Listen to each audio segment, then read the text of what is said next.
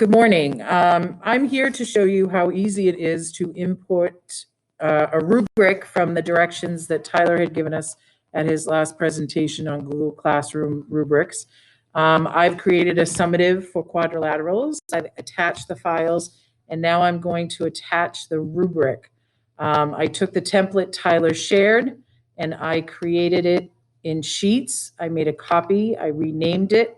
I plugged in the two competencies I'm using and the indicators, performance indicators.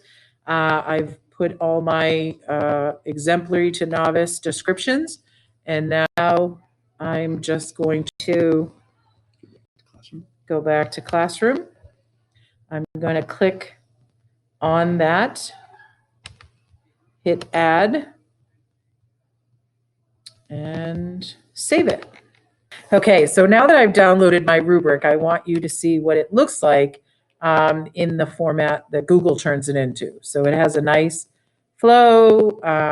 I can collapse these so I can just have the two competencies I'm using. I can expand it so I can see the criteria for said rubric. I am then going to assign this assignment for today. Oops. And when I open it, oops, sorry, I can go into the rubric.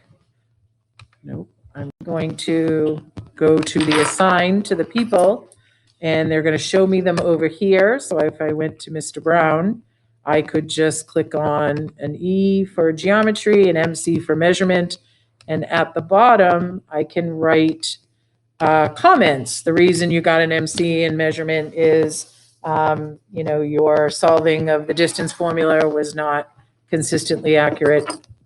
I can expand so I can see the actual wording of the competency, or minimize to not.